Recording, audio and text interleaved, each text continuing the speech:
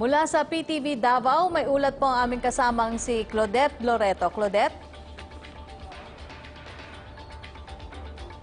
Yusek Raki, sa layunin ngang mas mapababa ang kaso ng COVID-19 sa lungsod, ipinatupad na muli ng Davao City LGU ang curfew at mas pinaagang liquor ban na magsisimula ng alas 7 ng gabi hanggang alas 5 ng madaling araw. At sa unang araw ng pagpapatupad nito noong Huwebes, marami pa rin ang nahuli ng mga matitigas ang ulo.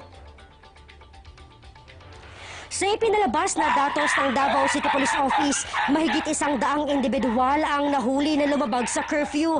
Karamihan ay nasa masukal na lugar kung saan hindi nila inaasahang marorondahan ng kapulisan.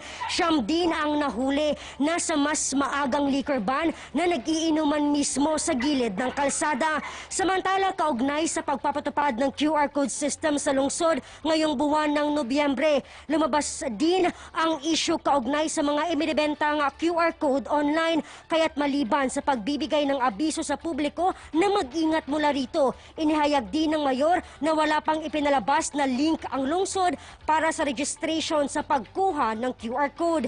Sa ibang dako, maliban sa tumataas na occupancy rate, naging problema rin ngayon ng Southern Philippines Medical Center o SPMC ang hindi agarang pagsundo ng mga LGU sa nadidischarge o gumaling na nilang COVID-19 patients. Kinakailangan din anyang maintindihan ng ibang LGU na maliban si SPMC, mayroon pang ibang government-owned hospitals tulad ng Davao Regional Medical Center kung DRMC sa Davao del Norte na mas mababa ang occupancy rate sa kasalukuyan.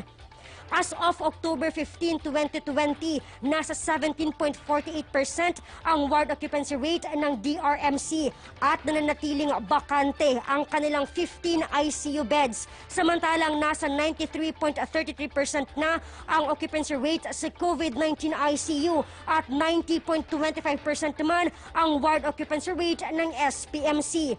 Sa COVID update naman dito sa Davao Region, kahapon nga ay 82 panibagong kaso ng COVID-19 ang naitala ng DOH-11, kaya't nasa 764 na rin ang active cases. 44 naman ang nadagdag sa bilang ng mga nakarecover, kaya't nasa 3,024 na ang kabuuhang bilang nito.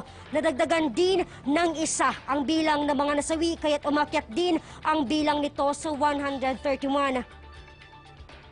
Yusek Raki, sa kabila pa man ng mga pagsubok na dala ng COVID-19 pandemic, patuloy ang mga isinasagawang hakbang ng lokal na pamahalaan upang matugunan ang mga pangangailangan ng mga lubhang naapektuhan ng krisis. Kaya't kahapon nga po ay natanggap na sa mahigit 300 benepisyaryo sa Student Siblings Laptop Sharing Program ang kanilang brand new laptops na magagamit din po ng mga estudyante sa kanilang pag-aaral ngayong ipinapatupad na ang distance learning.